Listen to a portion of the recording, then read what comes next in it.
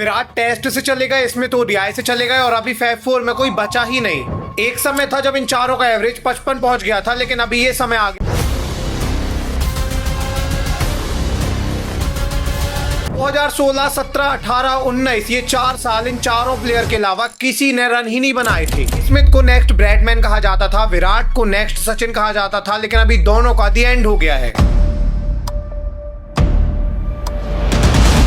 और इस तरीके से देखते ही देखते फैब 4 खत्म हो गए।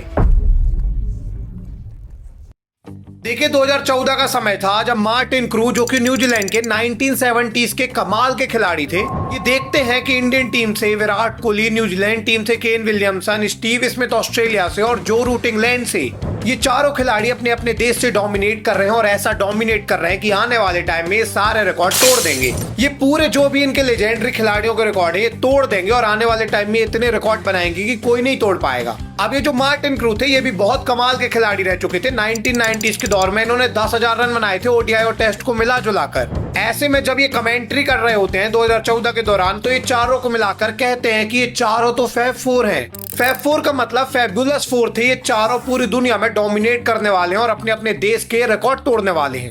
अब इन्होंने जैसे ये बोला, लोग इसको लाइटली लेने लग गए, लेकिन ESPN ने एक आर्टिकल डाला था कि आने वाले टाइम में फैब 4 सारे रिकॉर्ड तोड़ेंगे और इनको बड़ी बड़ी वेबसाइट इसलिए सीरियस ले रही थी क्योंकि ये खुद एक महान खिलाड़ी थे। इन्होंने ऐसा कुछ बोला होगा तो टैक्टिकली कुछ सोच के बोला होगा, ये समझ में आ गया था बड़े बड़े खिलाड़ियों को। बट लोगों को तो यही लग रहा था कि यार ये क्या फैब 4 है, इससे पहले भी तो महान खिलाड़ी आए हैं, उनको तो आपने कुछ नहीं बोला। तो सबको लगने लगा कि ये कुछ नहीं कर पाएंगे यार, ये बिल्कुल नॉर्मल है। लेकिन ईयर आता है 2016 का, और 2016 में क्या होता है कि जो रूट 1477 रन बना देते हैं टेस्ट क्रिकेट के अंदर, जब इनका एवरेज जो है वो 50 का था। इसी सेम ईयर विराट कोहली ने टेस्ट में 1215 रन बनाए और इनका जो टेस्ट एवरेज था वो 75.93 का था। स्मिथ ने 1079 रन बनाए, इनका भी एवरेज 71.93 का ही था। और केन विलियमसन ने 753 रन बनाए विद द एवरेज ऑफ 50।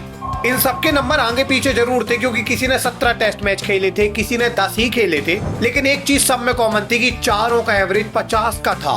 और ये सिर्फ टेस्ट में नहीं बल्कि ओडीआई में भी सेम चीज हो रही थी। जैसे 2016 में स्टीव स्मिथ ओडीआई में नंबर 1 थे मोस्ट रन गेटर की लिस्ट में, 1154 रन बना चुके थे और इनका भी एवरेज 50 का था। इसमें जो रूट ने इसी सेम ईयर 796 रन ओडीआई में बनाए थे, इनका एवरेज 61 से ज्यादा का था।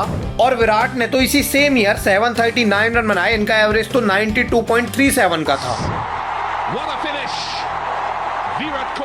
मतलब ओडीआई हो, टेस्ट हो या फिर T20 हो, ये चारों खिलाड़ियों के नंबर तीनों फॉर्मेट के अंदर बहुत ही कमाल के थे। ये चारों खिलाड़ी डोमिनेट कर रहे थे और हालत ये हो गई थी कि सबका एवरेज तीनों फॉर्मेट में 50 होने लग जा रहा था। अब जब ये चारों खिलाड़ी ऐसा डोमिनेट करते हैं तो लोगों को लगने लग जाता है हाँ भाई ये आने वाले टाइम में पूरे रिकॉर्ड तोड़ देंगे, क्योंकि एक साल के अंदर ओडीआई में 1000 से ज्यादा रन, टेस्ट में 1000 से ज्यादा रन, ऐसे करते करते तो ये सारे रिकॉर्ड ब्रेक कर देंगे। और ऐसा नहीं है कि सिर्फ एक खिलाड़ी कर रहा था, विराट कोहली या फिर स्टीव स्मिथ या फिर जो रूट, मार्टिन क्रू ने जो चारों के चारों फैब 4 में डाले थे, चारों खिलाड़ी ही बहुत रन बना रहे थे अपने अपने देश के लिए। एक टाइम में 4 खिलाड़ी ऐसे पीक में जा चुके थे कि पूरे ईयर कैलेंडर में इन चारों का नाम होता था मोस्ट रन गेटर की लिस्ट में। 2016 बस नहीं, 2016 के बाद जब 2017 आया तो इस साल टेस्ट में सबसे ज्यादा रन स्टीव स्मिथ ने बनाए। इस साल स्टीव स्मिथ ने 1305 रन बनाए, पूरे ईयर कैलेंडर में मोस्ट रन गेटर थे, इनका एवरेज 76 का था। विराट ने भी इस साल टेस्ट में 1059 रन बनाए थे, इनका भी एवरेज 75 का था टेस्ट के अंदर। इवन 2016 में सबसे ज्यादा रन टेस्ट में जो रूट ने बनाए थे और ओडीआई में बनाए थे स्टीव स्मिथ ने। ऐसे ही 2017 में सबसे ज्यादा रन टेस्ट में स्टीव स्मिथ ने बनाए थे और ओडीआई में बनाए थे विराट कोहली ने। विराट ने 2017 के अंदर 1460 रन बनाए थे ओडीआई के अंदर, इनका एवरेज अगेन 75 के अराउंड था।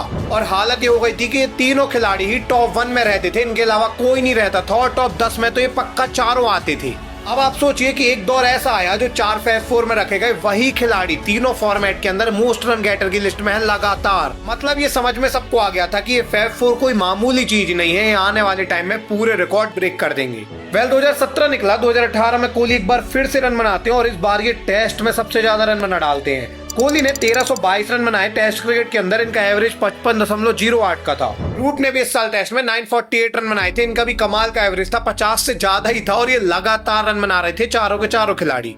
इवन 2018 में तो विराट कोहली की ओडीआई में ऐसी फॉर्म थी कि कोई उसको छू भी नहीं पा रहा था। विराट ने अकेले 2018 के अंदर 1202 रन बनाए थे, इनका जो एवरेज था 133.55 का था। 133 का एवरेज, मतलब विराट लगभग हर मैच में एक सेंचुरी मार रहे थे। जो रूट का एवरेज भी 59.46 का था 2018 के अंदर ओडीआई क्रिकेट में। साथ में केन विलियमसन ने भी ओडीआई क्रिकेट में 468 रन बनाए थे और इनका भी एवरेज 48 का था। अब 2018 में स्टीव स्मिथ आपको कहीं देखने को नहीं मिलेंगे, ना टेस्ट में ना ओडीआई में, क्योंकि इस समय ये बैन हो गए थे। बट बैन होने के बाद भी ये फैब 4 में बने हुए थे, क्योंकि इनके बराबर नंबर कोई छू भी नहीं पा रहा था ऑस्ट्रेलिया से। और बाद में जब 2019 में रिटर्न आए तो सबसे ज्यादा रन फैब 4 के अंदर स्टीव स्मिथ ने ही बनाए 2019 के अंदर। 2019 में स्टीव स्मिथ ने 965 रन बनाए, इनका एवरेज 74.23 का था। जो रूट ने भी 865 रन बनाए थे और विराट ने भी 50 के एवरेज से रन बनाए थे, ओडीआई हो या फिर टेस्ट क्रिकेट। मोटा मोटा आप कह सकते हैं कि 2016, 2017, 2018, 2019 ये चारों खिलाड़ियों ने ऐसा डोमिनेट किया कि लोग कहने लग गए कि फैब 4 से अच्छे खिलाड़ी कभी कोई टीम में नहीं आएंगे, ये सारे रिकॉर्ड तोड़ने वाले हैं। स्टीव स्मिथ को कहा जाने लगा कि नेक्स्ट ब्रैडमैन है, ये डॉन ब्रैडमैन के सारे रिकॉर्ड तोड़ देंगे ऑस्ट्रेलिया से। विराट कोहली को कहा जाने लगा कि ये सचिन के सारे रिकॉर्ड तोड़ देंगे, चाहे वो ओडीआई में 49 सेंचुरी के हो, चाहे ओवरऑल 100 सेंचुरी के। बेसिकली 2014 में बनाया हुआ फैब 4 2019 तक पीक में जा चुका था और सबको क्लियर था कि अब ये सारे रिकॉर्ड तोड़ देंगे। लेकिन ऐसा क्या हुआ कि 2020 के बाद एकदम से फैब 4 पूरा एंड होने लगा और अभी तो ये पूरा ही एंड हो गया। ऐसा क्या हुआ कि फैब 4 का एक खिलाड़ी नहीं बल्कि चारों खिलाड़ियों का डाउनफॉल एक साथ आया और चारों के चारों कोलैप्स कर गए। आइए इसको थोड़ा समझने की कोशिश करते हैं। देखिए 2020 जब निकलता है तो 2020 में सारे के सारे खिलाड़ी घर में बैठे हुए थे, क्योंकि इस समय कोविड आ गया था। कोविड के बाद जब फिर से मैच स्टार्ट होते हैं तो क्या होता है कि स्टीव स्मिथ और विराट कोहली के नंबर ड्रास्टिकली नीचे आते हैं।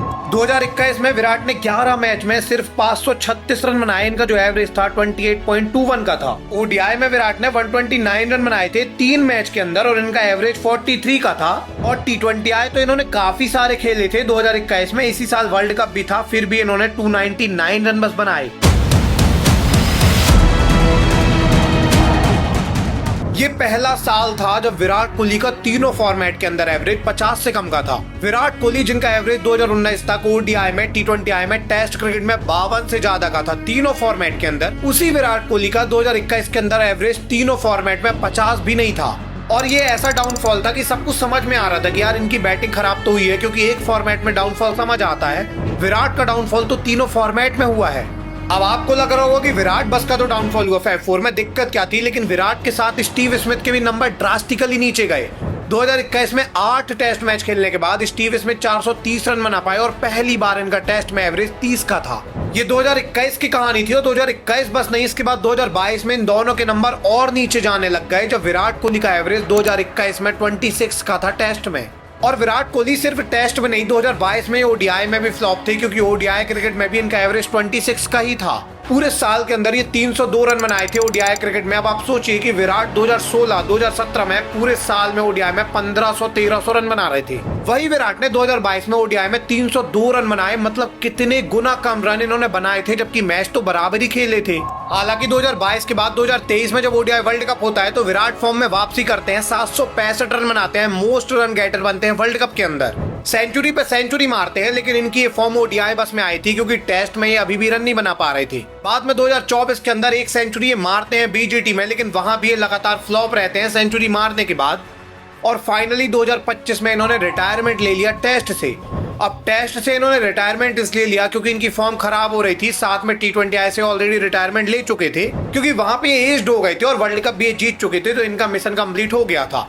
तो मोटा मोटा आप कह सकते हैं कि 2025 तक विराट कोहली सिर्फ एक फॉर्मेट के खिलाड़ी बचे और फैब 4 का नंबर 1 खिलाड़ी सिर्फ एक फॉर्मेट का खिलाड़ी बचता है। बट अब आपको लगेगा कि यार विराट बस का तो डाउनफॉल हुआ, बाकी का क्या हुआ? तो बाकी का भी डाउनफॉल हुआ और सबका ही डाउनफॉल हुआ भाई 2020 के बाद। विराट के साथ स्टीव स्मिथ जो 2021, 2022 में रन नहीं बना पाते, 2023 वर्ल्ड कप में स्टीव स्मिथ ने 302 रन बनाए। ये वही स्टीव स्मिथ थे जो हर वर्ल्ड कप में बहुत रन बनाया करते थे, लेकिन इस बार इन्होंने बहुत कम रन बनाए। और ऐसा नहीं है कि 2023 बस में, 2024 में भी ओडीआई में लगातार फ्लॉप रहे। इवन 2024 में तो वो इंडिया के खिलाफ अगर टेस्ट सेंचुरी आप इनकी छोड़ देंगे तो पूरे साल में 10 महीने के अंदर इनकी सेंचुरी नहीं आई और ये पहली बार हुआ था। हालांकि बाद में टेस्ट में वापसी कर चुके हैं 2025 के अंदर, लेकिन 2025 में इन्होंने ओडीआई से रिटायरमेंट ले लिया और T20 टीम से ड्रॉप हो गए हैं। तो स्मिथ का भी यही हाल है, स्मिथ अभी सिर्फ टेस्ट क्रिकेट खेल रहे हैं, ओडीआई से रिटायर हो चुके हैं और T20 से ड्रॉप्ड है। वेल स्मिथ के बाद आते हैं केन विलियमसन, और आपको लग रहा होगा केन विलियमसन तो सभी फॉर्मेट खेल रहे हैं। तो देखिए केन विलियमसन सारे फॉर्मेट खेल रहे हैं। एक्चुअली में साइलेंट किलर हैं क्योंकि किसी भी ईयर में मोस्ट रन गेटर नहीं थे। इसके बाद भी उन्होंने ओडीआई में 50 का एवरेज अभी तक मेंटेन किया है और रन बनाए हैं, और अभी भी ये खेल रहे हैं। टेस्ट में इन्होंने 54 का एवरेज मेंटेन किया है, 9000 से ज्यादा रन बनाए हैं। लेकिन इसके बाद भी यही खिलाड़ी अकेले बचे हैं जो तीनों फॉर्मेट खेल रहे हैं, और धीरे धीरे करके शायद ये भी रिटायरमेंट लेने वाले हैं, क्योंकि इनके दोनों साथी तो एक फॉर्मेट बस खेल रहे हैं। और इनका तीसरा साथी जो रूट का क्या हुआ? जो रूट तो राइज में आए 2020 के बाद। जो रूट ने 20 सेंचुरी मारी।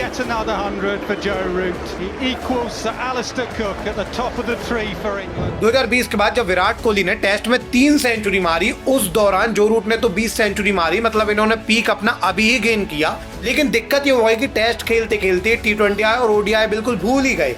इवन T20 आए तो इन्होंने 5 साल से नहीं खेला है, और ओडीआई भी लगभग छोड़ चुके हैं। जो रूट ने बोल दिया है कि मेरा पूरा फोकस अभी टेस्ट में है और मैं टेस्ट बस खेलना चाहता हूँ। ये ओडीआई टीम में कई बार जगह भी अपनी नहीं बना पाते हैं। हालांकि इन्होंने रिटायरमेंट नहीं लिया, लेकिन ये भी अभी फुली फोकस्ड होकर एक ही फॉर्मेट को खेल रहे हैं, मतलब ये भी एक फॉर्मेट में बचे हुए हैं। मोटा मोटा आप कह सकते हैं कि ये चारों Fab4 जो आप देखा करते थे तीनों फॉर्मेट में इनको डोमिनेट करते हुए, ये Fab4 के चारों खिलाड़ी सिर्फ एक फॉर्मेट ही खेल रहे हैं। विराट कोहली सिर्फ ओडीआई में बचे हैं, स्टीव स्मिथ सिर्फ टेस्ट में बचे हैं, जो रूट और केन भी टेस्ट में ही बचे हैं।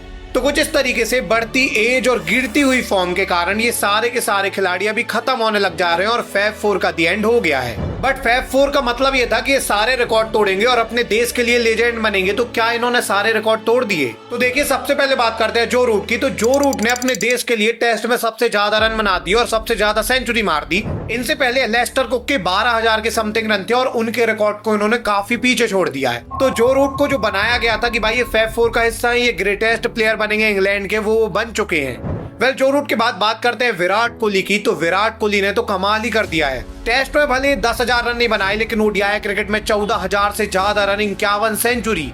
विराट कोहली ने सचिन की सेंचुरी का रिकॉर्ड तोड़ दिया है ओडीआई क्रिकेट के अंदर, और सब जैसा सोच रहे थे कि सचिन की सेंचुरी का रिकॉर्ड तोड़ेंगे, वो विराट तोड़ चुके हैं। ओवरऑल भी इनकी 82 सेंचुरी हो गई है, और ओडीआई में तो ये सचिन की सेंचुरी के काफी आगे जा चुके हैं और अभी और भी खेलने वाले हैं। इसके बाद आते हैं केन विलियमसन जो न्यूजीलैंड के खिलाड़ी थे। इन्होंने रॉस टेलर का रिकॉर्ड तोड़ा और अब ये सबसे ज्यादा रन होल्ड करते हैं न्यूजीलैंड की टीम में। इनसे ज्यादा रन न्यूजीलैंड में किसी के भी नहीं है पूरे क्रिकेट इतिहास में। न्यूजीलैंड के कोई भी खिलाड़ी आप उठा के देख लें तो केन विलियमसन ने रॉस टेलर के 8,000 समथिंग रन का रिकॉर्ड तोड़ा है और 9,000 से ज्यादा रन बना दिए, और अब ये 10,000 रन भी बना देंगे। एंड लास्ट में आते हैं स्टीव स्मिथ, जिनको कहा जा रहा था कि ये नेक्स्ट ब्रैडमैन है, ये सारे रिकॉर्ड तोड़ देंगे। ये काफी करीब आ चुके हैं रिकी पॉन्टिंग के और एलन बॉर्डन के रिकॉर्ड के, और ये भी जल्द रिकॉर्ड तोड़ देंगे क्योंकि टेस्ट ये अभी भी खेल रहे हैं। और अगर इनका वो 1 साल का बैन नहीं होता जिस समय ये पीक में थे, तो उस साल भी ये 1500 रन बनाते और ये रिकॉर्ड टूट चुका होता। तो मोटा मोटा आप यहाँ पे कह सकते हैं कि इन चारों को जो बनाया गया था जिस चीज के लिए, उन चारों ने वो कर दिखाया है। इन चारों ने सारे रिकॉर्ड तोड़ दिए और आज के समय इस Fab4 को नया Fab4 रिप्लेस नहीं कर सकता। लेकिन आपके हिसाब से नया Fab4 कौन होगा? अगर आपको ये वीडियो पसंद आई है तो स्टीव स्मिथ की ये वीडियो देखिए, विराट की ये वीडियो देखिए, आपको बहुत मजा आएगी। मिलेंगे किसी अगली वीडियो में, तब तक के लिए धन्यवाद।